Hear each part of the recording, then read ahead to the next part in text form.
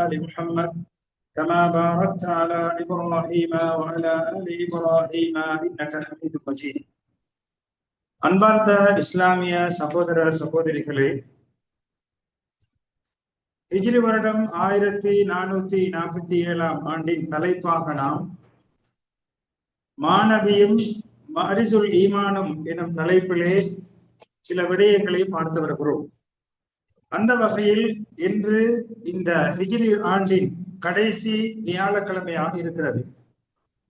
நாம் நபி முஹம்மது ஸல்லல்லாஹு அலைஹி வஸல்லம் அவர்களுடைய வரலாறுகளை பிறந்தது முதல் இறப்பு வரை பார்த்து வந்தோம். நபி ஸல்லல்லாஹு அலைஹி வஸல்லம் அவர்களுடைய பிறப்பு முதல் அவர்களுடைய வாழ்வு எவ்வாறு அமைந்திருந்தது, இந்த இஸ்லாத்தை உலகமெல்லாம் பரப்ப வேண்டும் என்பதற்காக என்னென்ன தியாகங்கள் செய்தார்கள் என்பதையெல்லாம் கடைசி ஹஜ்ஜத்துல் வதாவிலே சஹாபாக்களுக்கு முன்னால் சாட்சியம் கூறி உத்தரவாதத்தை எடுத்துக்கொண்ட விடயங்களை எல்லாம் பார்த்தோம். சஹாபாக்கள் எல்லாம் சாட்சியம் கூறினார்கள், ஆம், நீங்கள் உங்களுக்கு கொடுத்த அந்த பொறுப்பை எத்தி வைத்து விட்டீர்கள் என்ற அந்த வாக்குறுதிகளை எல்லாம் பார்த்தோம். இன்ஷா அல்லாஹ் இன்றைய வகுப்பிலே நாம் நபித்துவத்தின் சான்றுகள் அல்லது நபித்துவத்தின் அடையாளங்கள். ஒருவர் ஒரு சமூகத்திலிருந்து நான் நபி தூதர் என்று செல்லுகின்ற போது அவருக்கு சில அத்தாட்சிகள் இருக்க வேண்டும். அப்போதுதான் இந்த சமுதாயத்தினர்கள் ஏற்றுக்கொள்வார்கள். நபி முஹம்மது ஸல்லல்லாஹு அலைஹி வஸல்லம் அன்னவர்கள் அவர்களுடைய 40வது வயதிலே ஹிரா குகையிலே இக்ரா என்ற திருக்குர்ஆன் வசனம் இறங்கிய செய்தியை கூறிய போது எத்தனையோ பல கதைகள் வெளிப்பட்டு நபி அவர்களை இன்னல்கள் செய்து கேளிக்கைகள் செய்து அவமானப்படுத்திய வரலாறு எல்லாம் நமக்கு தெரியும். எனவே ஒருவர் நபியாக வருகின்ற போது அவருக்கு சில அத்தாட்சிகள், ஆதாரங்கள், சான்றுகள் இருக்க வேண்டும் என்பது இன்றியமையாத ஒரு விடயமாக இருக்கிறது. அந்த வகையிலே இறுதி நபியாக வந்த முஹம்மது ஸல்லல்லாஹு அலைஹி வஸல்லம் அன்னவர்கள் நபியாக ஆக்கப்பட்டார்கள், தூதராக ஆக்கப்பட்டார்கள் என்பதற்கான ஆதாரங்கள் பல 1000 பக்கங்களை கொண்ட புத்தகங்களை காணலாம். பல ஏடுகளை நாம் காணலாம். ஒவ்வொரு நபிமார்களும் அவர்கள் நபி என்பதை தனது சமுதாயத்துக்கு நிறுவுவதற்கான சில அற்புதங்களை, முஅஜிசாக்களை காட்டுவார்கள். இது ஒவ்வொரு நபிமார்களுக்கும் கொடுக்கப்பட்ட ஒரு அற்புதமாக சான்றுகளாக இருக்கிறது. நபி ஸல்லல்லாஹு அலைஹி வஸல்லம் அன்னவர்கள் நான் நபி என்று அவர்களது சமுதாயத்திலே கூறுகின்ற போது ஏராளமான முரண்பாடுகளும் எதிர்கருத்துக்களும் வரும். அதனை எதிர்கொள்வதற்காக ஒரு அத்தாட்சியை, அந்த சமுதாயத்துக்கு முடியாத ஒரு செய்தியை கொண்டு வர வேண்டும். அதுதான் முஅஜிசா, அற்புதமாக இருக்கிறது.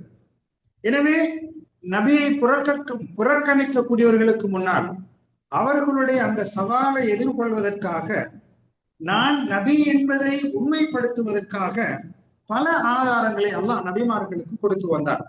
அந்த வகையிலே இறுதி நபி முஹம்மது ஸல்லல்லாஹு அலைஹி வஸல்லம் அன்னவர்களுக்கு கொடுக்கப்பட்ட அத்தாட்சிகள், ஆதாரங்களை இமாம்கள் பல ஆயிரக்கணக்கான புத்தகங்களை எழுதியிருக்கிறார்கள். இன்ஷா அல்லாஹ் இன்றைய தினம் அதிலே குறிக்கப்பட்ட சில அத்தாட்சிகளை நாம் குறிக்கப்பட்ட நேரத்தில் எடுத்துரைப்பதற்கு அல்லாஹ்வின் உதவியை நாடியவனாய் நான் ஆரம்பம் செய்கிறேன். நபி அவர்களுக்கு கொடுக்கப்பட்ட பிரதானமான முக்கியமான அத்தாட்சி தான் என்ன? அல் குர்ஆன். குர்ஆன் என்பது அந்த குர்ஆனிலும் அதற்கு முன்னும் பின்னும் எந்த வகையிலும் குறை காண முடியாத அளவுக்கு ஒரு விசித்திரமான அற்புதத்தை அல்லாஹ் சுப்ஹானஹு வ தஆலா கொடுத்திருக்கிறார். அதிலே உள்ள ஆதாரங்களை பார்ப்போமானால் ஒரு வியக்கத்தக்க, நமது புத்திக்கு எட்டாத உறுதியான சான்றுகள் அமைந்திருப்பதை பார்க்கிறோம். தெளிவான ஆதாரங்களை அல்லாஹ் அந்த குர்ஆனிலே வைத்திருக்கிறான். இது அந்த காலத்திலே வாழ்ந்த சமுதாய மக்களுக்கு ஒரு அத்தாட்சியாக, சவாலாக இருந்ததை நாம் பார்க்கிறோம். நபி ஸல்லல்லாஹு அலைஹி வஸல்லம் அவர்கள் கூறுகிறார்கள், உலகத்திலே அனுப்பப்பட்ட ஒவ்வொரு நபிமார்களும் அவர்களுக்கு அத்தாட்சிகள் கொடுக்கப்பட்டே அன்று இல்லை, அத்தாட்சிகள் கொடுக்கப்பட்டிருக்கிறார்கள். நானும் அவ்வாறு அல்லாஹ்வின் மூலமாக அத்தாட்சிகள் வகை கொடுக்கப்பட்டுள்ளேன். அந்த வகை கொடுக்கப்பட்டவர்களில் பின்தொடரக்கூடியவர்கள், பின்பற்றக்கூடியவர்களில் அதிகமானவர்கள் என் மூலமாக என்னை பின்பற்றியவர்களாக இருக்க வேண்டும் என நான் ஆசிக்கிறேன், விரும்புகிறேன் என நபி அவர்கள் கூறுகிறார்கள். இந்த குர்ஆனை பொறுத்தவரையிலே அது அந்த சொல்லிலே ஒரு அற்புதம் இருக்கிறது, அதனுடைய பொருளிலும் ஒரு அற்புதம் இருக்கிறது, மாஜிசா. வார்த்தைகளை எடுத்துக்கொண்டால் அந்த பல வகையான வார்த்தைகள் சவாலாக இருக்கும். அதனுடைய பொருட்களை எடுத்துக்கொண்டால் இன்னும் அற்புதமானதாக இருக்கும். உதாரணமாக அந்த குர்ஆனுடைய வசனங்களுடைய பொருள்களை நாம் பார்க்கின்ற போது உச்சகட்ட நுட்பமான அறிவியல் விடயங்களை கொண்டதாக இருக்கும். அந்த சவால்கள் எல்லாம் அருளாகவும் அந்த மக்களுக்கு ஒரு பொதுநலன் சார்ந்த நல்ல விடயங்களாகவும் அதனை பார்க்கக்கூடியவர்களுடைய இறுதி முடிவு புகழப்படக்கூடியதாகவும் அவர்கள் எண்ணக்கூடிய தேடக்கூடிய அந்த நாட்டங்கள் தேட்டங்கள் எல்லாம் முழுமை பெறக்கூடியதாகவும் அந்த குர்ஆனுடைய பொருள்கள் அமைந்திருக்கும். சில வேளை உண்மையை தேடி ஒரு பயணிப்பார், அதனுடைய இலக்கை அடைந்து கொள்வதற்கான ஒரு அத்தாட்சியாக அதனுடைய பொருள்கள் அமைந்திருக்கும். எல்லா விதமான கெடுதிகளையும் இல்லாமலாக்கும், எல்லா நன்மைகளையும் அது பொதிந்திருக்கும். அது மாத்திரமல்ல, எல்லா விதமான கெடுதிகளையும் பசாதுகளையும் தடுக்கக்கூடியதாக அந்த குர்ஆன் அமைந்திருக்கும். அல்லாஹ்வை ஓர்மைப்படுத்துமாறு ஏவும், இணை வைத்தலை தவிர்த்து கொள்ளுமாறு தடை விதிக்கும், உண்மையை ஏவும், பொய்யை தடுக்கும், நீதத்தை ஏவும், அநீதியை தடுக்கும், அமானிதத்தை பேணுமாறு கட்டளையிடும், துரோகத்தை எச்சரிக்கும், விசுவாசமாக நடந்து கொள்ள வேண்டும், இழிவான செயல்கள் மூலமாக உங்களது பண்பாடுகளை மாற்றிக் கொள்ளக்கூடாது, பெற்றோர்களை நல்ல முறையில் கவனிக்க வேண்டும், அவர்களுக்கு நோய்வினை செய்துவிடக்கூடாது, குடல்வாய் ஜனங்களை உறவினர்களை சேர்ந்து நடக்க வேண்டும், அவர்களை துண்டித்து நடக்கக்கூடாது, அண்டை வீட்டினருக்கு நல்ல உபகாரம் செய்ய வேண்டும், தீங்கு செய்துவிடக் கூடாது என்று பல வகையான விரிவான விளக்கங்களை கொண்டதாக அந்த பொருள்கள் அமைந்திருப்பதை பார்க்கிறோம். அந்த அல் குர்ஆனுடைய சொல் வார்த்தைகளை பார்ப்போமானால் அது சொல் அகராதியிலே மிகவும் வியக்கத்தக்க வார்த்தைகளாக இருக்கும். மொழியிலே பாண்டித்தியம் பெற்றவர்கள், மொழியிலே அரபு மொழியிலே பாண்டித்தியம் பெற்றவர்கள் எல்லாம் குர்ஆனை பார்க்கின்ற போது அந்த மொழி சார்ந்த அறிவு அவர்களுக்கு குர்ஆனின் பால் கண்ணியம் கொடுக்க வேண்டுமே, எமது மொழியாற்றலுக்கும் குர்ஆனுடைய அந்த வார்த்தைகளுக்கும் நெருங்க முடியாது என்ற அளவை உணர்ந்து குர்ஆனை மகிமைப்படுத்தக்கூடியவர்களாக இருந்தார்கள் என்பதை நாம் வரலாறுகளிலே பார்க்கிறோம். இந்த குர்ஆன் எப்போதும் வரலாறு பேசக்கூடியவர்கள், மொழித்திறன் பாண்டித்தியம் பெற்றவர்களுக்கெல்லாம் ஒரு சவாலாக இருந்ததை நாம் அன்று முதல் இன்று வரை இந்த யுக முடிவு நாள் வரும் வரை குர்ஆனுடைய வார்த்தைகள் அமைந்திருக்கும் என்பதை நாம் காணலாம். எந்த அளவுக்கு என்றால், நபி அவர்கள் நபியாக வந்ததற்கு பின்னால் உச்சகட்ட எதிர்ப்புகளை சம்பாதித்தார்கள். இந்த நபியை பொய்ப்பிக்க வேண்டும் என்பதற்கான பல வகையான விடயங்களை ஆதாரங்களை தேடினார்கள். இவ்வாறான சந்தர்ப்பத்திலேதான் அந்த மொழியிலே பாண்டித்தியம் பெற்ற அந்த பண்டிதர்களுக்கு முன்னால் குர்ஆன் ஒரு சவாலாக வந்து கூறுகிறது, நீங்கள் முடியும் என்றால் இந்த குர்ஆனை போன்ற ஒன்றை கொண்டு வாருங்கள் என்று சவால் விடுகிறது. ஆனால் அவர்களால் முடியாது. தொடர்ந்து குர்ஆன் கூறுகிறது, மனிதர்களும் ஜின்களும் அனைவருமாக சேர்ந்து குர்ஆனை போன்ற ஒன்றை கொண்டு வாருங்கள் என்று சவால் விடுகிறது. ஆனால் அவர்களால் கொண்டு வர முடியவில்லை, கொண்டு வரவும் முடியாது என்பதை அல் குர்ஆன் கூறிக்கொண்டே இருக்கிறது. இரண்டாம் கட்டமாக இன்னும் ஒரு சவாலை முன்வைக்கிறது. நீங்கள் குர்ஆனை போன்று ஒன்றை கொண்டு வர தேவையில்லை, குர்ஆனிலே உள்ள சில சூறாக்கள் 10 சூறாக்களை கொண்டு வாருங்கள் என்று குர்ஆன் சவால் விடுகிறது. அதற்கும் அவர்கள் வலிமையற்றவர்களாக முடியாதவர்களாக இருந்தார்கள். இவ்வாறாக குர்ஆனுடைய சவால்கள் தொடர்ந்த வண்ணம் இருக்கிறது. மூன்றாவதாக கூறுகிறது, குர்ஆனிலே உள்ள ஒரு சூறாவையாவது ஒரு சூறாவை போன்று ஒன்றை கொண்டு வாருங்கள் என்று அல் குர்ஆன் சவால் விடுகிறது. ஆனால் இந்த சவால்களை முறியடிப்பதற்கு அங்கே இருந்த யாரும் வலிமை பெறவில்லை, சக்தி பெறவில்லை, இயலாமல் ஆனார்கள் என்ற வரலாறை பார்க்கிறோம். இதுவெல்லாம் மக்காவிலே சொல்லப்பட்ட சவால்களாக, எதிரிகள் முகம் கொடுக்கக்கூடிய ஒரு சவால்களாக இந்த விடயங்கள் அமைந்திருந்தது. மீண்டும் நபி அவர்கள் மதீனாவுக்கு வருகை தருகிறார்கள். மதீனாவுக்கு வருகை தந்தும் இது போன்ற சவால்கள் தொடர்ந்த வண்ணம் இருக்கிறது. இன்றும் இந்த சவால்கள் இருக்கிறது. ஒரு ஆணை போன்று ஒன்றை கொண்டு வாருங்கள், அல்லது ஒரு 10 சூறாக்களை கொண்டு வாருங்கள், அல்லது ஒரு சூறாவை கொண்டு வாருங்கள் என்ற இந்த சவால் யுக முடிவு நாள் வரும் வரை இருக்கத்தான் போகிறது.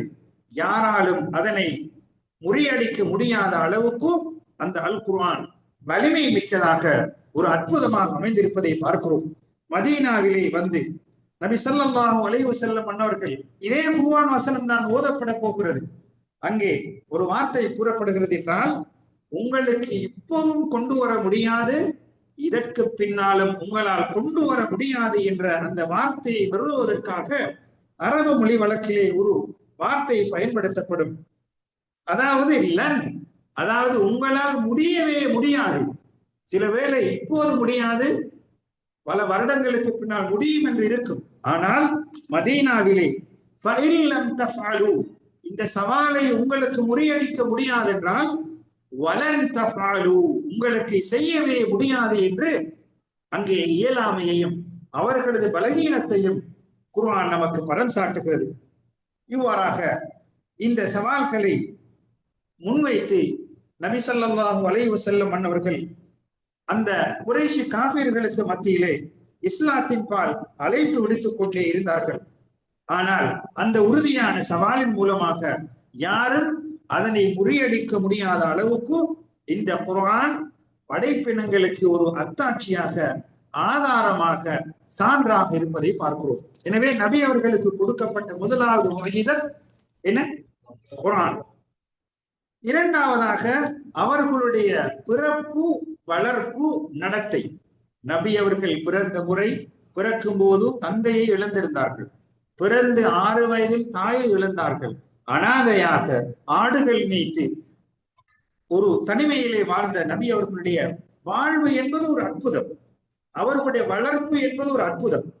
எந்த அளவுக்கு என்றால், அவர்களுடைய தூய்மையான நன்னடத்தைகள் இன்றும் நமக்கு சாட்சியாக இருக்கிறது. நபி ஸல்லல்லாஹு அலைஹி வஸல்லம் அவர்கள் அந்த சமுதாயத்துக்கு மத்தியிலே அவர்களுடைய நடத்தைகளும், எவ்வாறு வந்தார்கள், எவ்வாறு வெளிப்பட்டார்கள், எவ்வாறு நடந்து கொண்டார்கள் என்பது தெளிவான ஆதாரமாக இருக்கிறது. நபி அவர்கள் உண்மை பேசினார்கள், நம்பிக்கையாக நடந்து கொண்டார்கள், நல்லவற்றையும் வழிகாட்டல்களையும் கூறினார்கள், நல்ல பண்புகளையும் நீதத்தையும் பேணினார்கள். வெட்க சுபாவம் இருந்தது. விரும்பத்தகாத விடயங்கள் வரும்போது அந்த வெட்கம் அவர்களை தடுக்கும். குடும்பத்தினரை சேர்ந்து நடந்தார்கள். இவ்வாறு ஏராளமான நட்பண்புகளை கொண்டவர்களாக நபி அவர்கள் இருந்தார்கள். அதே நேரத்திலே அவர்களிலே குறை காணக்கூடிய அளவுக்கு வார்த்தைகளிலும் சரி, செயல்களிலும் சரி, பண்பாடுகளிலும் சரி எந்த குறையையும் காண முடியவில்லை. அதே போன்று பொய் என்பதை அவர்களுடைய வாழ்வில் அமைந்ததில்லை. அநியாயம், கெட்டவைகள் என்பது இருக்கவில்லை. இவ்வாறு நபி அவர்கள் பிறந்து 40வது வயதை அடைந்து நபித்துவம் கிடைக்கின்ற போதும் அந்த நல்ல பண்புகள் எல்லாம் சேர்ந்து நபித்துவத்துடன் சேர்ந்து ஒரு முழுமையான ஒரு வெளிச்சத்தை, முழுமையான ஒரு விடயத்தை நபி அவர்கள் இந்த வெளிப்பட்டதை நாம் பார்க்கிறோம். எந்த அளவுக்கு என்றால், புத்தியுள்ளவர்கள் எல்லாம் கண்ணியத்தின் உச்சத்தை தொட்டவர்கள் என்றால் அது நபி அவர்களாகத்தான் இருக்கும். நபித்துவம் கிடைப்பதற்கு முன்னால் நல்ல பண்புகளை கொண்டிருந்தார்கள், கெட்ட பண்புகளை விட்டு பாதுகாக்கப்பட்டிருந்தார்கள். நபித்துவத்துக்கு பின்னால் அவைகள் மென்மேலும் வலிமையாகி கனவியாகி சமூகத்துக்கு உதாரணமாக இருந்தார்கள். எந்த அளவுக்கு என்றால், நபித்துவம் கிடைத்ததற்கு பின்னால் அல்லாஹ்வை வணங்குகின்ற விடயத்திலே, அல்லாஹுக்கு அஞ்சுகின்ற விடயத்திலே, அல்லாஹுக்கு அடியபணிய வேண்டும் என்ற விடயத்திலே, அல்லாஹ்வை பற்றி மார்க்கத்தின் பால் அழைக்க வேண்டும், இவ்வாறு அழைப்பு பணியிலே ஈடுபடுகின்ற போது வருகின்ற துன்பங்கள், துயரங்கள் மீது பொறுமை கொள்ள வேண்டும், உலகத்திலே உலக பற்றற்ற, உலக ஆசையற்றவர்களாக இருக்க வேண்டும், உலக அலங்காரங்களை வெறுத்து ஒதுக்கி நடந்தார்கள். அதே போன்று துன்பங்கள், துயரங்கள் வருகின்ற போதும் பொறுமை கொண்டார்கள் என்பதெல்லாம் அவர்களுடைய வாழ்வும் வளர்ப்பும் சொல்லக்கூடிய அற்புதங்களாக இருக்கிறது. நபி அவர்கள் கூறுகிறார்கள், அதாவது நான் பயப்படுத்தப்பட்டவனை போன்று, எனக்கு பயம் ஏற்படுத்தப்பட்டதை போன்று யாரும் பயம் ஏற்படுத்தப்படவில்லை. நான் நோவினை செய்யப்பட்டதை போன்று யாரும் நோவினை செய்யப்படவில்லை. எந்த அளவுக்கு என்றால், நானும் பிலாலும் 30 நாட்களுக்கு பகல் இரவிலே உண்பதற்கு உணவில்லாத அளவுக்கு நாம் கஷ்டப்பட்டிருந்தோம். எந்த அளவுக்கு என்றால், கிடைக்கக்கூடிய அந்த உணவு பிலாலுடைய அந்த அக்குள் பகுதிக்குள் மறைத்து வைக்கக்கூடிய அளவுக்கு ஒரு அற்பமானதாக இருந்தது என்று வரலாறு கூறுகிறது. அந்த அளவுக்கு கஷ்டப்பட்டார்கள், சிரமப்பட்டார்கள். இவ்வாறாக நபி ஸல்லல்லாஹு அலைஹி வஸல்லம் அவர்களுடைய அந்த வளர்ப்பு என்பதும் அவர்கள் நன்னடத்தைகள் என்பதும் இன்றும் ஒரு சாட்சியாக, சான்றாக, அத்தாட்சியாக இருப்பதை பார்க்கிறோம். அன்பார்ந்தவர்களே, எனவே இவ்வாறான பண்புகளை கொண்ட ஒரு மனிதர் பொய் சொல்வது என்பது சாத்தியமற்றது, சிந்தனைக்கு அப்பாற்பட்டது, முடியாத ஒரு விடயம் என்பதை புத்தியுள்ள மனிதனுக்கு அது உறுத்தி கொண்டே இருக்கும். இவர் பொய் சொல்வாரா? இவரிடத்தில் கெட்ட பண்புகள் இருக்குமா? இவர் நற்குணத்துக்கு மாற்றமாக நடப்பாரா என்று புத்தி அவனுக்கு படித்துக் கொடுக்கும். அன்பார்ந்தவர்களே, நபி அவர்களுடைய 40வது வயதிற்கு பின்னால் அல் குர்ஆனை சுமந்து வந்து உலகத்தாருக்கு வழிகாட்டுகின்ற போதுதான் பல வகையான துன்பங்களும், சொல்லொன்னா துயர்களும், வார்த்தைகளும், இழிவுகளும், ஏளனங்களும் வந்ததை நாம் பார்க்கிறோம். இமாம் இப்னு தைமியா ரஹ்மத்துல்லாஹி அவர்கள் கூறுகிறார்கள், நபி அவர்களுடைய வரலாறை பார்க்கின்ற போது வார்த்தைகள், நடவடிக்கைகள், சொற்கள் அனைத்தும் நபித்துவத்தின் அடையாளமாக இருக்கிறது. நபி என்றால் வார்த்தை நேராக இருக்கும், நபி என்றால் நடத்தைகள் சீராக இருக்கும், நபி என்றால் நற்பண்புகள் கொண்டதாக இருக்கும் என்பதை ஒரு அத்தாட்சிப்படுத்தக்கூடிய ஒன்றாக அமைந்திருப்பதாக அவர்கள் கூறுகிறார்கள். நபி அவர்கள் கொண்டு வந்த மார்க்கம் ஒரு அத்தாட்சி, நபி அவர்களுடைய சமுதாயம் ஒரு ஆதாரம், நபி அவர்களுடைய சமுதாயத்துடைய அறிவியல் விடயங்கள் கூட ஒரு அத்தாட்சியாக இருக்கிறது. மார்க்கம் ஒரு ஆதாரம், அந்த சமுதாயத்துக்கு மத்தியில் உள்ள நல்லவர்களுடைய நல்ல சில விடயங்கள் எல்லாம் ஒரு அத்தாட்சியாக இருக்கிறது. நபி ஸல்லல்லாஹு அலைஹி வஸல்லம் அவர்களுடைய பிறப்பு முதல் 40வது வருடம் வரும் வரை உள்ள அந்த கால பகுதியை நாம் மீளாய்வு செய்து பார்ப்போமானால் பல படிப்பினைகளை காணலாம். அந்த அனாதையாக தந்தையை இழந்து, தாயை இழந்து, ஆடு மேய்த்து பல கஷ்டங்களுக்கு மத்தியிலே 40 வருடங்களை கடத்தி அந்த வரலாறை பார்ப்போமானால் பல படிப்பினைகள், நமக்கு அற்புதங்களை, ஆதாரங்களை காணலாம். அதற்கு பின்னால் 40வது வயது முதல் நபி ஸல்லல்லாஹு அலைஹி வஸல்லம் அவர்களுடைய மரணம் 63வது வருடம் வரும் வரை உள்ள விடயங்களை பார்ப்போமானால் அதுவும் இன்னும் பல அத்தாட்சிகளை நமக்கு கொடுக்கக்கூடியதாக இருக்கிறது. எனவே அவர்களுடைய வளர்ப்பு, அவர்களுடைய குடும்பம், அவர்களுடைய ஊர், இந்த விடயங்களை எல்லாம் பார்க்கின்ற போது நாம் தெளிவான ஒரு விடயங்களை புரிந்து கொள்ளலாம். மக்காவிலே சிறந்த சமுதாயத்தில், சிறந்த குலத்தில் பிறந்தார்கள். நபி இப்ராஹிம் அலைஹிஸ்ஸலாம் அவர்களுடைய சந்ததியிலே வந்தார்கள். நபி இப்ராஹிம் அலைஹிஸ்ஸலாம் அவர்களுக்கு 2 குழந்தைகள், நபி இஸ்ஹாக் அலைஹிஸ்ஸலாம், நபி இஸ்மாயில் அலைஹிஸ்ஸலாம். நபி இஸ்மாயில் அலைஹிஸ்ஸலாம் அவர்களுடைய சந்ததியிலே தான் நபி முஹம்மது ஸல்லல்லாஹு அலைஹி வஸல்லம் வருகை தந்திருக்கிறார்கள். இப்ராஹிம் அலைஹிஸ்ஸலாம் அவர்கள் அல்லாஹ்விடத்திலே பிரார்த்தனை புரிந்தார்கள், எனது சந்ததியில் இருந்து ஒரு நபிமார்களை அனுப்பி வைப்பாயாக என்ற அந்த நபி அவர்களுடைய அந்த பிரார்த்தனை ஏற்றுக்கொள்ளப்பட்டு அந்த சந்ததியிலிருந்து வந்தவர்கள் தான் நபி ஸல்லல்லாஹு அலைஹி வஸல்லம் அவர்களாக இருக்கிறார்கள். இது வரலாற்று புத்தகங்களிலே தெளிவாக பல இடங்களிலே பதியப்பட்டதாக இருக்கிறது. 3வது அத்தாட்சி, நபி அவர்களுடைய பிரார்த்தனை ஏற்றுக்கொள்ளப்பட்டது. அல்லாஹ்விடத்திலே கேட்டால் அல்லாஹ் அதை நிறைவேற்றி கொடுப்பான். இது அவர்களுடைய உண்மைக்கு சான்றாக இருக்கிறது. அந்த சமுதாயம் கேட்பார்கள், நீங்கள் நபி என்றால் உங்களுக்கு கடவுளிடத்திலே கேளுங்கள். இப்போது நபி அவர்கள் அல்லாஹ்விடத்திலே பிரார்த்திப்பார்கள், அல்லாஹ் கொடுப்பான். அப்போது அவர்கள் உண்மைப்படுத்தப்படக்கூடியவர்களாக மாறுவார்கள். இவ்வாறாக நபி அவர்களுடைய துஆக்கள் ஏற்றுக்கொள்ளப்பட்ட நிகழ்வுகள் பல இருக்கின்றன. அவைகளை மட்டிட முடியாது. சில ஓரிரண்டு விடயங்களை நமது படிப்பினைக்காக இந்த இடத்திலே நாம் பார்க்கலாம். முதலாவதாக ஹிஜ்ரத் வருகின்ற போது, மக்காவிலிருந்து மதீனாவை நோக்கி வருகின்ற போது, அங்கே நபி அவர்களுடைய உயிருக்கு, தலைக்கு அங்கே விலை வைக்கப்படுகிறது. பல ஒட்டகங்கள் சன்மானமாக கொடுக்கப்படும் என்று கூறப்படுகிறது. இந்த நேரத்திலே சுராகா பின் மாலிக் என்பவன் நபி அவர்களை கொலை செய்வதற்காக, அந்த சன்மானங்களில் எனக்கு பரிசாக கிடைக்க வேண்டும் என்பதற்காக ஓடோடி வருகிறான்.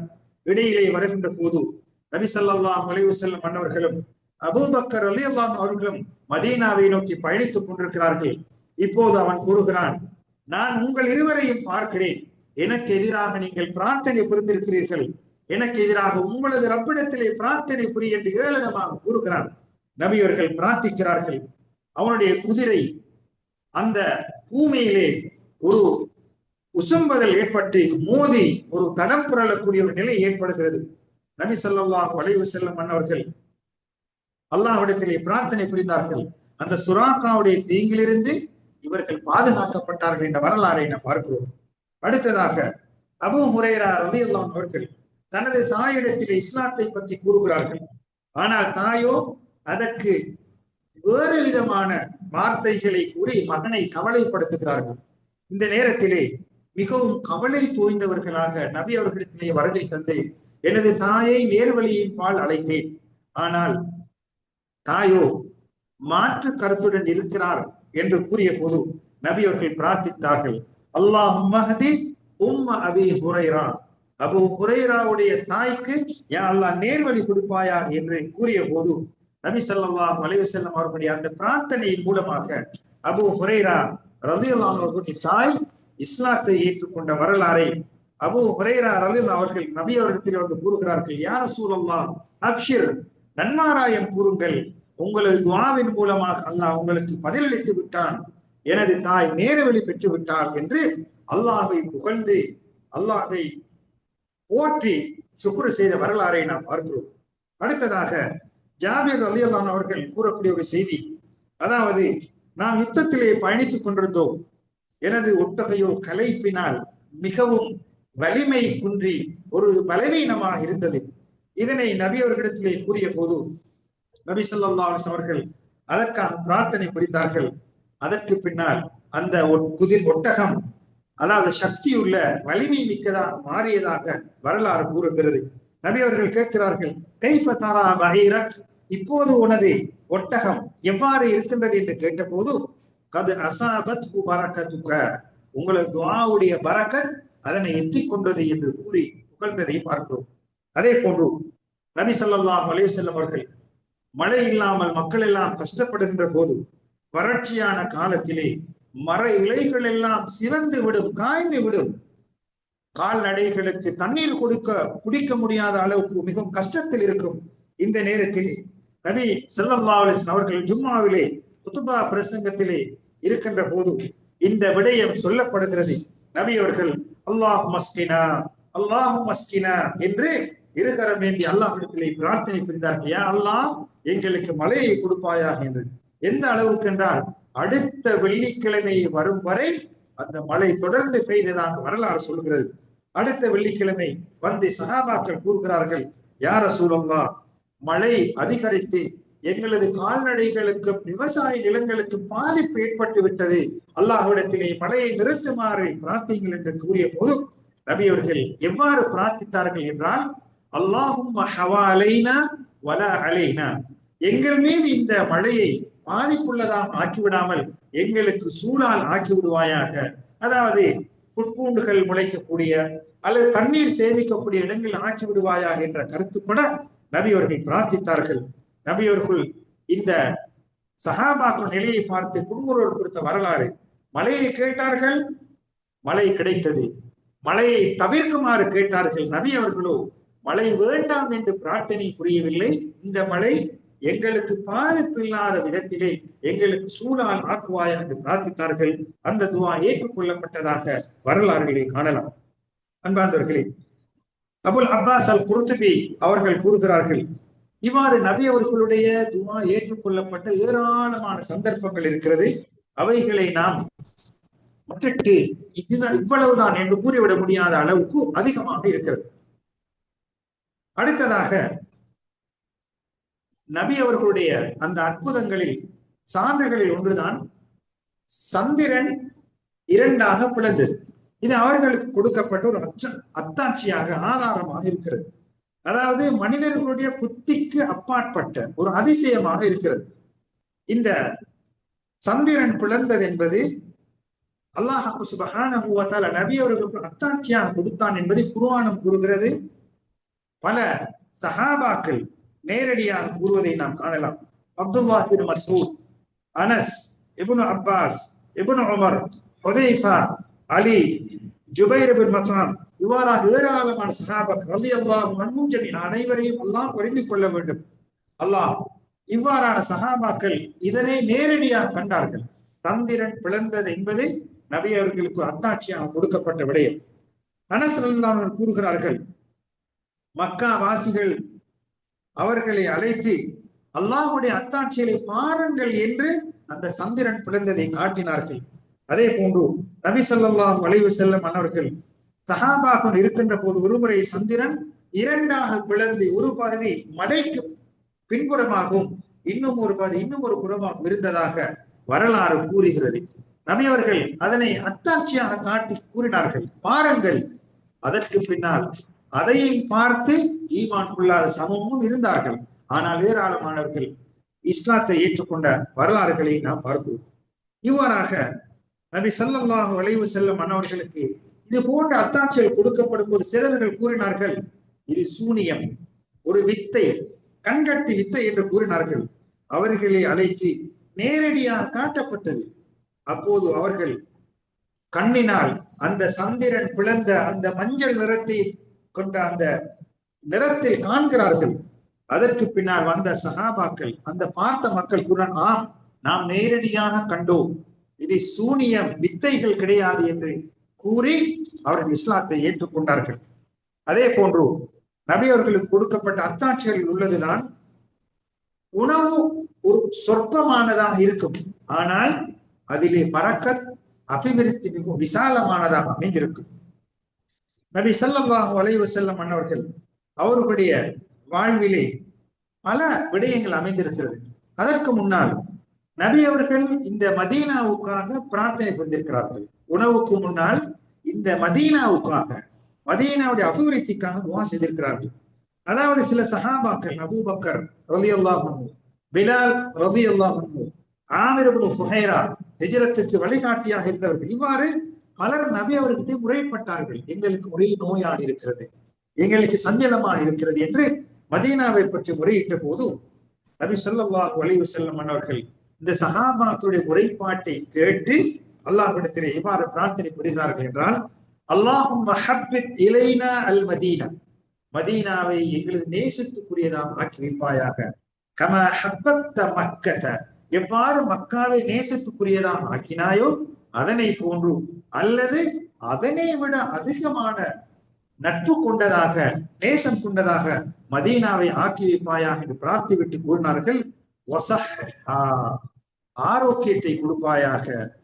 அங்கே உள்ள அந்த அளவு நிறுவைகளுக்காக பயன்படுத்தக்கூடிய அந்த அளவு நிறுவைகளை பரக்கத் செய்வாயாக. இந்த காய்ச்சல்களையும் இந்த நோய்களையும் ஜொஹ்ஃபா என்ற இடத்துக்கு தூரப்படுத்தி விடுவாயாக என்று நபி அவர்கள் அல்லாஹ்விடத்திலே பிரார்த்தனை புரிந்திருக்கிறார்கள். அதற்கு பின்னால் அந்த நோய் எல்லாம் மதீனாவை விட்டு புறப்பட்டு விட்ட வரலாறை பார்க்கிறோம். இந்த ஆரோக்கியத்தை கொடுப்பாயா என்ற பிரார்த்தனையுடைய விளக்கத்தை பார்ப்போமானால், தொற்று நோய்கள் வந்து விடாமல் மதீனாவை பாதுகாப்பாயா என்று பிரார்த்தித்திருக்கிறார்கள். எனவே அதன் காரணமாக மதீனாவுடைய காற்று அருள் புரியப்பட்டது, அதனுடைய தண்ணி மதுரமானது. இவ்வாறு அந்த நபியுடைய பிரார்த்தனை மூலமாக மதீனா சிறப்பு பெறுவதை நாம் பார்க்கிறோம். நபி ஸல்லல்லாஹு அலைஹி வஸல்லம் அவருடைய இந்த துஆவின் மூலமாக அவருடைய காற்றும், மதீனாவுடைய மண்ணும், மதீனாவுடைய இருப்பிடங்களும், மதீனாவில் வாழ்வதும் ஒரு நறுமண மிக்கதாக, சந்தோஷமிக்கதாக அல்லாஹ் ஆக்கி வைத்திருக்கிறார். அன்பார்ந்தவர்களே, இமாம் நவவி ரஹ்மத்துல்லாஹி அவர்கள் கூறுகிறார்கள், இந்த மதீனாவில் இருந்த இந்த நோய்கள் எல்லாம் மதீனாவை விட்டு புறப்பட்டு ஜொஃபாவுக்கு சென்றது என்பது நபித்துவ அடையாளங்களில் மிகவும் பிரதானமானதாக இருக்கின்றது என்று அவர்கள் கூறுகிறார். அதே போன்று நபி அவர்களுக்கு கொடுக்கப்பட்ட அத்தாட்சிகள் ஒன்றுதான், உணவு சொற்பமானதாக இருக்கும், அதிலே பரக்கத், அபிவிருத்தி நடைபெற்ற பல வரலாறுகளை பார்க்கலாம். அதாவது அபூ தல்ஹா அவர்கள் ரலியல்லாஹு அவர்கள் உம்மு சுலைம் அவர்களிடத்திலே போய் கூறுகிறார்கள், நபி அவர்களுடைய பேச்சோ மிகவும் வலிமை குன்றியதாக, பலகீனமானதாக இருக்கிறது, பசியுடன் இருக்கிறார்கள், ஏதாவது உணவு கொடுக்கலாமா என்று கேட்டபோது அவர்களிடத்திலே இருந்த அந்த ரொட்டியை அவர்கள் எடுத்து கொடுக்கிறார்கள். இப்போது நபி அவர்களிடத்திலே செய்தி வருகிறது. நபி அவர்கள் கேட்டுவிட்டு, அபூ தல்ஹா நம்மை உணவுக்கு அழைக்கிறாரா, விருந்துக்கு அழைக்கிறாரா என்று சஹாபாக்களை கூட்டிக் கொண்டு வந்து விட்டார்கள். இப்போது அங்கே இருவரும் சங்கடத்தில் இருக்கிறார்கள். இருப்பதோ சொற்ப உணவு, வந்தவர்களோ ஏராளமானவர்கள். நபி அவர்கள் உம்மு சுலைமை பார்த்து, ஹலம் ஐயா உம்ம சுலைம், இந்த உங்களிடத்தில் இருக்கக்கூடியதை கொண்டு வாருங்கள் என்று கூறிவிட்டு நபி ஸல்லல்லாஹு அலைஹி வஸல்லம் அவர்கள் அந்த ரொட்டி துண்டுகளை சிறியதாக பிக்கச் செய்து, அதற்கு பின்னால் அந்த நெய், வெண்ணெய், அந்த காலத்திலே இருக்கக்கூடிய உணவு வகைகளில் உள்ளதை சேர்த்து ஒரு குடிபானமாக, உணவாக, அதாவது அந்த உணவுக்கு முக்கா என்று சொல்வார்கள், அந்த உணவாக அமைத்து சமைத்ததற்கு பின்னால் நபி ஸல்லல்லாஹு அலைஹி வஸல்லம் அவர்கள் ஒவ்வொரு குழுவாக 10 பேராக அனுப்புகிறார்கள். அவர்கள் சாப்பிடுகிறார்கள், வயிறு நிரம்பி வெளியே வருகிறார்கள். இவ்வாறு 10 பேராக அனைவரும் சாப்பிட்டார்கள். எந்த அளவுக்கு என்றால் கிட்டத்தட்ட 70 நபர்கள் அந்த சொற்ப உணவிலே சாப்பிட்டதாக வரலாறு கூறுவதை நாம் பார்க்கலாம். அதே போன்று அபூ ஹுரைரா ரலியல்லாஹு அன்ஹு சொல்லக்கூடிய ஒரு செய்தி, அதாவது நபி ஸல்லல்லாஹு அலைஹி வஸல்லம் அவர்கள் பசியின் காரணமாக அவர்களும் கஷ்டப்பட்டார்கள். அபூபக்கர் ரலியல்லாஹு அவர்கள், அதே போன்று உமர் ரலியல்லாஹு அன்ஹு, இவ்வாறு அவர்கள் பசி கொடுமையை தாங்கி பல சவால்களை முகம் கொடுத்திருப்பதை நாம் பார்க்கிறோம். பசி என்று கூற முடியாது, ஆனால் சந்தித்தவருக்கும் பசி, எனக்கும் பசி, ஆனால் எனக்கு பசி என்று கூற முடியாத அளவுக்கு ஒருவரை ஒருவர் பார்த்து புன்முறுவல் கொடுத்திருக்கிறார்கள். அந்த அளவுக்கு, அதாவது துயரங்களை, கஷ்டங்களை வெளிப்படுத்தாமல் அவர்கள் பொறுமை காத்திருக்கிறார்கள். இவ்வாறாக நபி ஸல்லல்லாஹு அலைஹி வஸல்லம் அவர்கள் அபூ ஹுரைரா ரலியல்லாஹு அன்ஹு இந்த நிலைமையை பார்த்து நபி அவர்கள் அழைத்து செல்கின்றார்கள். அங்கே ஒரு பாத்திரத்திலே பால் கொஞ்சம் இருக்கிறது. இப்போது அபூ ஹுரைராவை பார்த்து ரலியல்லாஹு அன்ஹு நபி அவர்கள் கூறுகிறார்கள், அஸ்ஹாபு சுஃபா, திண்ணை தோழர்களை அழையுங்கள் என்று கூறிய போது அவர்கள் கூறுகிறார்கள், இதனை குடித்து நான் சக்தி பெறுவதுதானே உரிமை என்று கூறுகிறார்கள், இதற்கு ஏன் அவர்களை கூப்பிட வேண்டும் என்று. ஆனால் அழைப்பு நபி அவர்களுடைய அழைப்பு என்பதால் அழைக்கிறார்கள். அதற்கு பின்னால் அந்த சிறிய பாத்திரத்திலே பால் கொடுக்கப்படுகிறது. ஒவ்வொருவராக அருந்துகிறார்கள். அனைவரும் வயிறு நிரம்புகிறது. அதற்கு பின்னால் நபி அவர்கள் கூறுகிறார்கள், நானும் நீயும், அதாவது நானும் அபூ ஹுரைரா நீ எஞ்சி இருக்கிறோம் என்று கூறிவிட்டு சிரித்தார்கள். பசியின் கொடுமையால் நான் குடித்து விட வேண்டுமே என்று ஆசை கொண்ட சந்தர்ப்பத்தில் திண்ணை தோழர்களுக்கெல்லாம் பாலை கொடுத்து விட்டு இறுதியிலே நபி அவர்கள் அபூ ஹுரைரா ரலியல்லாஹு அன்ஹு பார்த்து பாலை கொடுக்கிறார்கள். அவரும் வயிறு நிரம்ப குடிக்கிறார்கள். அதற்கு பின்னால் நபி ஸல்லல்லாஹு அலைஹி வஸல்லம் அவர்கள் குடிக்கிறார்கள். இவ்வாறு அந்த சொற்ப விடயங்களிலே, சொற்ப உணவுகளிலே பரக்கத் இறங்கிய பல வரலாறுகள் இது நபிக்கு கொடுக்கப்பட்ட அத்தாட்சியாக இருக்கிறது. அதே போல எதிரிகளை அவர்களுடைய எதிர் விளைவுகளிலிருந்து அல்லாஹ் பாதுகாத்த பல வரலாறுகள் இருக்கு. இதுவும் நபித்துவ அடையாளங்களாக இருக்கிறது. அதாவது முஷ்ரிக்கீன்கள் எத்தனையோ தந்திரோபாயங்களை செய்தார்கள். நபி அவர்களை இழிவுபடுத்தினார்கள். எந்த அளவுக்கு என்றால் பல வகையான காதுகளுக்கு கேட்க முடியாத வார்த்தைகள் சொன்னார்கள். ஆனால் அல்லாஹ் இவைகள் அனைத்திலிருந்தும் நபி அவர்களை பாதுகாத்த வரலாறுகளை பார்க்கிறோம். நபி ஸல்லல்லாஹு அலைஹி வஸல்லம் அன்னவர்கள் உண்மையிலே நபி இல்லை என்றால் இந்த பாதுகாப்பு கிடைத்திருக்க மாட்டார். நபி என்பதால் தான் அவர்களுடைய வார்த்தைகளை உண்மைப்படுத்தி அவர்களுக்கு உதவி செய்து வெளிப்படையாகவும் உள்ரங்கமாகவும் அவர்களுக்கு அல்லாஹ் பாதுகாப்பு கொடுத்ததை பார்க்கிறோம். அதே போன்று நபி ஸல்லல்லாஹு அலைஹி வஸல்லம் அன்னவர்களை ஒரு நாள் அபூ ஜஹல் முகம் குப்புற தலைகுனியை செய்ய வேண்டும் என்று அவன் சவால் விடுகிறான். இவ்வாறு கூறிவிட்டு நபி அவர்களிடத்திலே சென்று அவர்களை முகம் குப்புற தலைகுனியை செய்வதற்காக முயற்சிக்கின்ற போது நபி ஸல்லல்லாஹு அவர்கள் கூறினார்கள், லவ் தனா மின்னி, என்னிடத்திலே நீ நெருங்கினால் மலக்குமார்கள் உன்னை துண்டம் துண்டாமாக, அதாவது ஒவ்வொரு பகுதியாக உங்களை கடத்தி விடுவார்கள் எச்சரிக்கை செய்தார்கள். நபி அவர்கள் பாதுகாக்கப்பட்டார்கள். இவ்வாறு நபி அவர்கள் பாதுகாக்கப்பட்ட பல வரலாறு. ஒரு நாள் ஒரு மரத்தடியிலே தூங்குகிறார்கள். அவர்களுடைய வாளோ மரத்திலே தொங்கவிடப்பட்டுள்ளது. இப்போது ஒருவன் வந்து நபி அவர்களை பிடித்துக் கொண்டு, இப்போது உன்னை பாதுகாப்பவன் யார் என்று கேட்ட போது அல்லாஹ் என்று உருக்கமாக கூறினார்கள். அதற்கு பின்னால் அந்த பாதுகாக்கப்பட்ட வரலாறு நமக்கு தெரியும். அல்லாஹ் அந்த எதிரியிலிருந்து சூழ்ச்சியிலிருந்து பாதுகாத்தான். அதே போன்று நபி ஸல்லல்லாஹு அலைஹி வஸல்லம் அவர்கள் ஹுனைன் யுத்தத்திலே இருக்கின்ற போது அங்கே எதிரிகளுடைய எதிர் விளைவுகள் ஏராளமாக இருக்கின்ற சந்தர்ப்பத்திலே ஒரு மண்ணை எடுத்து அவர்கள் பக்கம் எறிந்தார்கள். அவர்களுடைய கண்கள் குருடாகி சஹாபாக்களுக்கு வெற்றி கிடைத்த வரலாறை பார்க்கிறோம். இதே போன்றுதான் கிஸ்ராவுடைய மன்னன் நபி அவர்களுடைய தூது செய்தியை கிழித்தறிந்ததன் காரணமாக அவன் கிழிக்கப்பட்ட வரலாறு. அதே போன்று ஹெராக்கிள் மன்னன் நபி அவருடைய தூது செய்தியை கௌரவப்படுத்துவதன் மூலமாக அவனுடைய அரசாட்சி பாதுகாக்கப்பட்ட வரலாறுகளை எல்லாம் பார்க்கிறோம். அதே போன்று நபி அவர்களுக்கு கொடுக்கப்பட்ட அத்தாட்சிகளில் இன்னும் ஒன்றுதான், நோயை குணப்படுத்தக்கூடிய சக்தியை அல்லாஹ் கொடுத்தான். அல்லாஹ்வுடைய சக்தியின் பிரகாரம், அவனுடைய நாட்டத்தின் பிரகாரம் ஒரு நாள் உங்களுக்கு தெரியும், ஹைபர் போரிலே அலி ரலியல்லாஹு அவர்கள் யுத்தத்துக்கு தலைமை தாங்க வேண்டும் என்று தீர்மானிக்கப்படுகிறது. அவர்கள் மறுக்கிறார்கள்.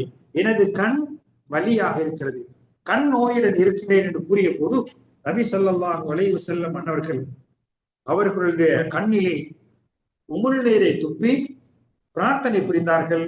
மறுநாள் காலை கண் குணமாகி அந்த யுத்த தளபதியாக கொடியை ஏந்தி கைவரை வெற்றி கொண்ட வரலாறை நாம் பார்க்கிறோம். அதே போன்று சல்மா இப்னு அக்வா என்ற அந்த சஹாபி பெண்மணியுடைய கால் பாதிப்புற்றிருந்தது. அதற்கு நபி அவர்கள் அந்த காலை தடவி அதிலே ஊதினார்கள். அவர்களுடைய கால் குணமாகியது. அதே போன்று அப்துல்லா இப்னு அதீக் ரலியல்லாஹு அவர்கள், அதாவது ஒரு அன்சாரி தோழராக இருந்தார்கள். ஒரு பாதுகாப்பு நிமித்தமாக ஒரு இடத்தை முன்னேறி கடக்கின்ற போது ஒரு இடத்திலே கால் சருகி கால் உடைந்து விடுகிறது. அதற்கு பின்னால் நபி ஸல்லல்லாஹு அலைஹி வஸல்லம் அவர்கள், அந்த சஹாபி அந்த இடத்திலே இருக்கிறார். அதற்கு பின்னால் விளக்கம் கேட்கப்படுகிறது. நான் இவ்வாறு பாதுகாப்பு நிமித்தமாக முன்னேறி சென்றேன், வழுகி தவறி விழுந்து விட்டேன், எனது கால் உடைந்து விட்டது என்று கூறியதற்கு பின்னால் நபி ஸல்லல்லாஹு அவர்கள், உனது காலை நீட்டுவாயாக என்று நீட்ட வைத்து அதனை தடவி அதற்காக துஆ செய்தார்கள். அவர்களுடைய கால் வலி நின்றதாக வரலாறு கூறுகிறது.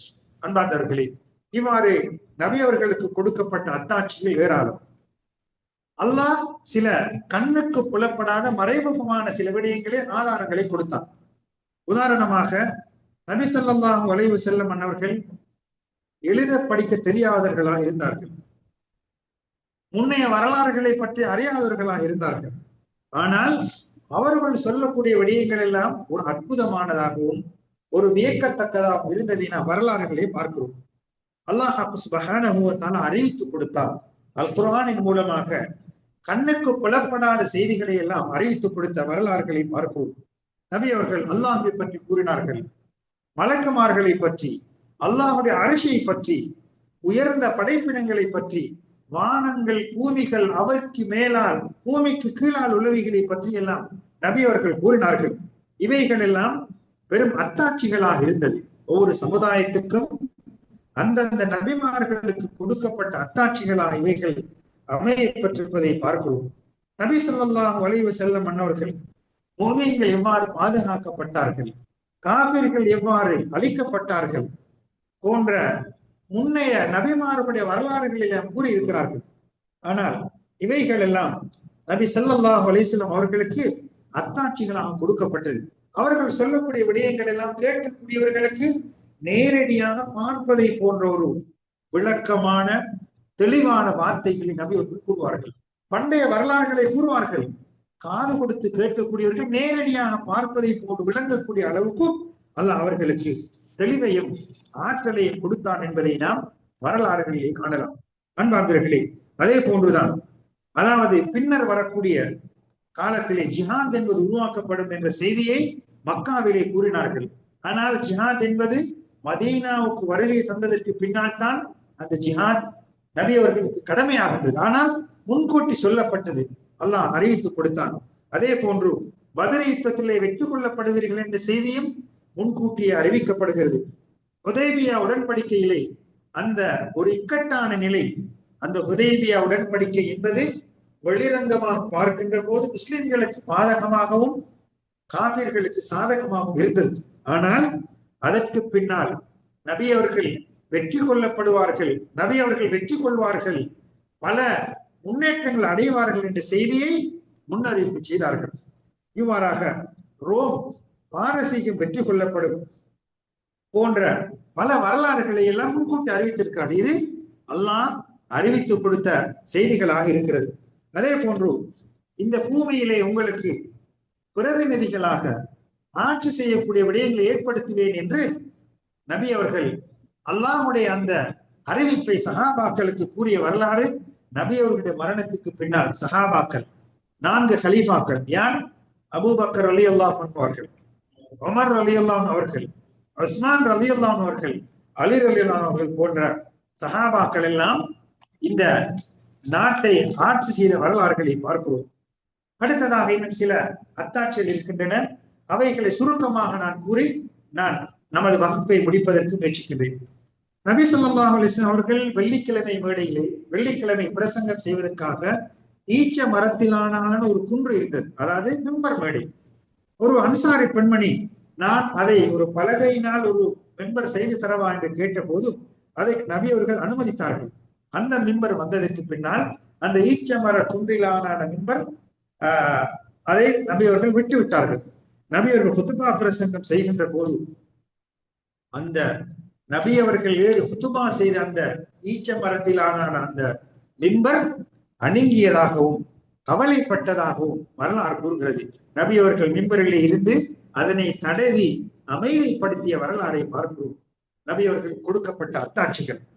ஹசன் அல் பஸரி ரஹ்மத்துல்லாஹி அவர்கள் கூறுகிறார்கள், வாய் பேச முடியாத அந்த குன்று நபியை பார்த்து நேசத்தின் காரணமாக அணுகுகிறது, ஆனால் நீங்களோ எவ்வாறு இருக்கின்றீர்கள் என்று கேட்கிறார்கள்.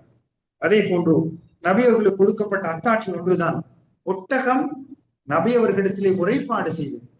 ஒரு நாள் நபி ஸல்லல்லாஹு அலைஹி வஸல்லம் அவர்கள் ஒரு இடத்திலே இருக்கின்ற ஒரு ஒட்டகம் வருகை தந்து முணங்குகிறது, கண்களால் கண்ணீர் வடிகிறது.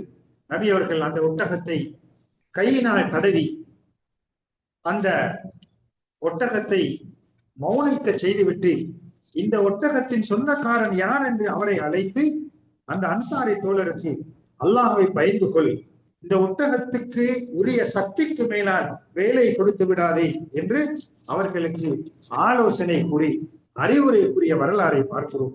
அதே போன்று நபி அவர்களுக்கு கொடுக்கப்பட்ட அத்தாட்சிகளில் ஒன்றுதான், மரங்கள் அவர்களுக்கு கட்டுப்பட்டது. ஒரு நாள் பாலைவனத்திலே பயணிக்கின்ற போது அவர்களுடைய அந்த வெளிவாசல் தேவை நிறைவேற்ற வேண்டிய ஒரு தேவை, அங்கே திரை எதுவும் கிடையாது. திறந்த வெளியிலே இருக்கின்ற போது 2 மரங்கள் நபியவர்களுக்கு திரையாக இருந்து மறைவை கொடுத்து அவர்களுடைய அந்த தேவை நிறைவேற்றிய வரலாறை பார்க்கிறோம்.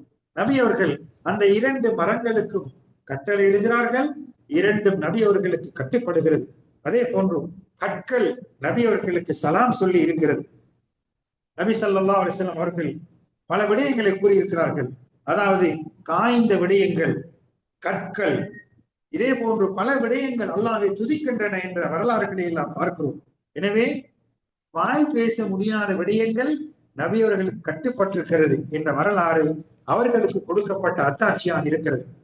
இறுதியாக நபி ஸல்லல்லாஹு அலைஹி வஸல்லம் அவர்கள் உண்ணுகின்ற போது அந்த உணவு அவர்களுடன் பேசுகிறது. உங்களுக்கு தெரியும், கைபர் போரிலே பொதுவாக நபி அவர்கள் ஹதியாவை ஏற்றுக்கொள்வார்கள், சதக்காவை சாப்பிட மாட்டார்கள். இது நபி அவர்களுக்கு கொடுக்கப்பட்ட ஒரு முக்கியமான விடயம். ஹதியாவை எடுத்துக் கொள்வார்கள், சதக்காவை எடுத்துக்கொள்ள மாட்டார்கள். இவ்வாறு அந்த ஒரு யகூதி பெண்மணி அங்கே உணவுகள் சமைத்து அதிலே நஞ்சூட்டி உணவளிக்கிறார். இப்போது சஹாபாக்களும் நபி அவர்கள் சாப்பிடுகிறார்கள்.